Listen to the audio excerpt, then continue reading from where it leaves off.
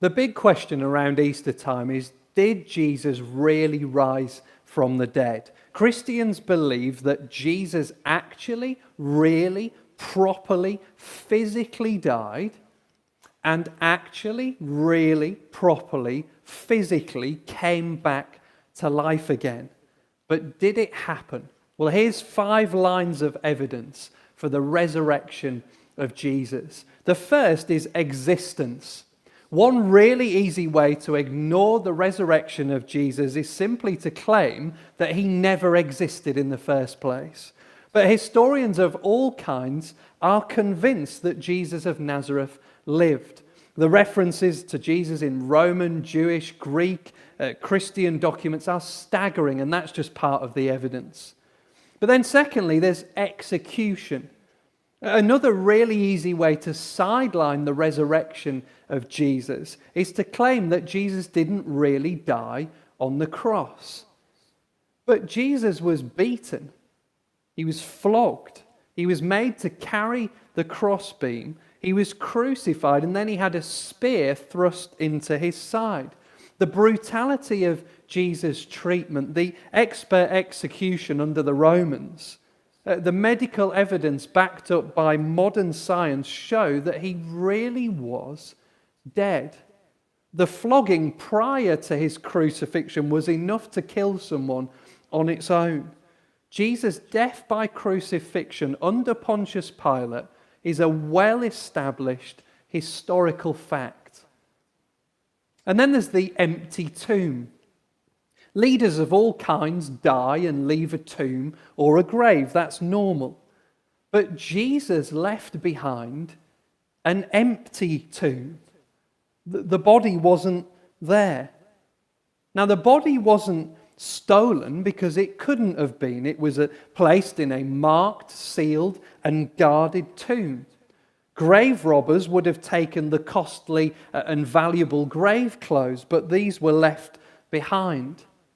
And even if someone had managed to steal Jesus' executed, battered and bruised dead body, this would have never contributed towards belief in his resurrection.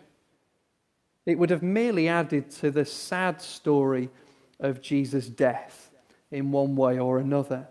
We have to combine the empty tomb with the next piece of evidence, eyewitnesses.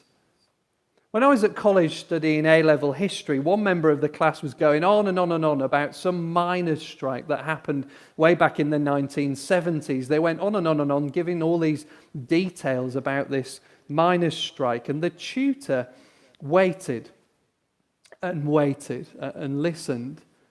And then finally, he just said in a very gentle and very quiet voice, "I know.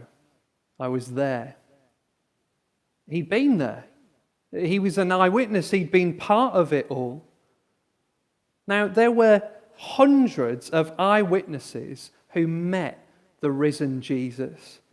Sometimes one or two or a small group of people. At least once the risen Jesus met more than 500 people at the same time, indoors, outdoors, town, countryside, morning, evening, up close, at a distance, on a hill, by a lake, sitting, standing, walking, eating, and as Peter Williams puts it, always talking. Now, there's no such thing as mass hallucinations. They don't happen. And many of these people were hard-nosed skeptics. They weren't easily led. They weren't expecting this.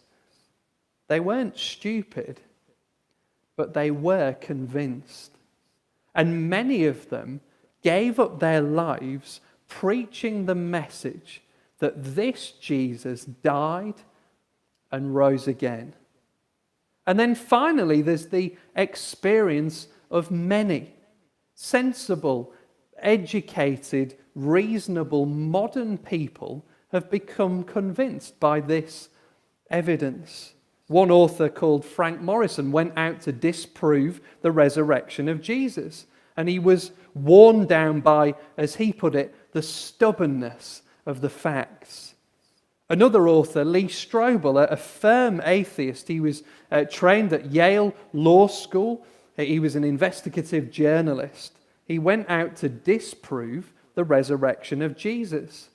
And as Lee puts it, he was ambushed by the evidence. Lots of evidence, so what? That's the focus of our next video.